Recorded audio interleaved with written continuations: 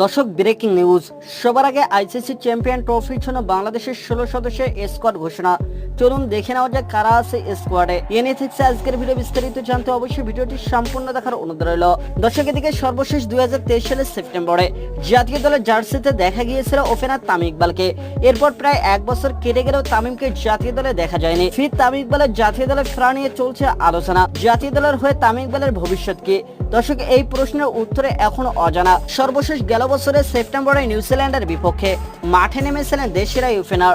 এরপর নাটকীয়ভাবে ভারত বিশ্বকাপ দল থেকে ছিটকে পড়েন তামিম ইকবাল খান। সেই থেকে তামিম ইকবালকে ফেরা নিয়ে আলাপ চলছেই। তবে সম্প্রতি আলোচনা উঠেছে চ্যাম্পিয়ন ট্রফি নিয়ে আবারও দলে ফিরবেন তামিম ইকবাল খান। আগামী বছরের ফেব্রুয়ারিতে পাকিস্তানের মাটিতে বসবে সেরা 8 দলের এই আসরটি। আর সেই আসরে তামিমকে খেলার প্রস্তাব দিয়েছে বিসিবি। দর্শক, নাজমুল হোসেন পাপন জানিয়েছেন তামিম ইকবাল আবার দলে ফিরুক, এটাই তার চাওয়া। আজ রোববার তামিম ইকবালকে ফেরা নিয়ে পাপন কথা বলেছেন। তামিমের বিষয়টা এখন পর্যন্ত আমি কিছুই বলতে পারতেছি না, যতক্ষণ পর্যন্ত ওর সাথে আমার আলোচনাটা না হয়। যেটা হয়েছে, ওর সাথে আমার অনেকদিন কথা হয়েছে, অনেকবার কথা হয়েছে।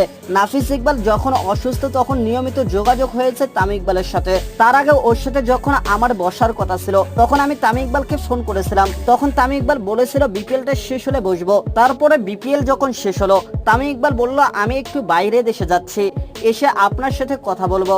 যতটুকু হয়েছে নাফিস ইকবালের অসুস্থতা নিয়ে। তবে আমরা চাই তামিম ইকবাল আবারও দলে ফিরুক। দর্শক, বিসিবি কোচ নাজমুল হাসান পাপন আরো বলেন এখানেও অনেক প্লেয়ার আছে যারা বেশি দিন ন্যাশনাল টিমে হয়তো থাকবে না। অনেকে হয়তোবা চ্যাম্পিয়ন ট্রফি পর্যন্ত খেলবে, এরপর অনেকে অবসর নেবে। আমি মনে করি তামিম, সাকিব, মুশফিক এবং রিয়াদের অবদানে বাংলাদেশ ক্রিকেট আজকে এই জায়গায় এসেছে।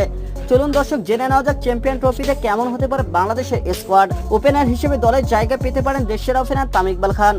দর্শক, চ্যাম্পিয়ন ট্রফি তামিম ইকবাল খেলবেন, এই হিসাব ধরে লিটন কুমার দাস অথবা সৌম্য সরকারকে দলে নেওয়া হতে পারে। তবে যদি কোচ চন্ডিকা হাথরস সিংয়ের দায়িত্বে থাকেন তাহলে সৌম্য সরকার থাকার সম্ভাবনা থাকবে সব থেকে বেশি। 3 নম্বর পজিশনে থাকবেন বাংলাদেশের অধিনায়ক নাজমুল হোসেন শান্ত। 4 নম্বর পজিশনে দেখা যাবে তৌহিদ হৃদয়কে। এই পজিশনে দুর্দান্ত ব্যাটিং করে থাকেন তৌহিদ হৃদয়। 5 নম্বরে বাংলাদেশের সর্বকালের সেরা অলরাউন্ডার সাকিব আল হাসানকে দেখা যাবে। 6 নম্বরে দেখা যাবে বাংলাদেশের ব্যাটিং স্তম্ভ মুশফিকুর রহিমকে।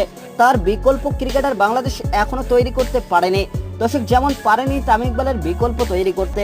7 নম্বরে বাংলাদেশের সর্বসেরা ফিনিশার মাহমুদুল্লাহ রিয়াদকে দেখা যাবে। 8 নম্বরে মেহেদী হাসান মিরাজ। 9 নম্বরে তরুণ লেগ স্পিনার রিশাদ হোসেনকে দেখা যাবে।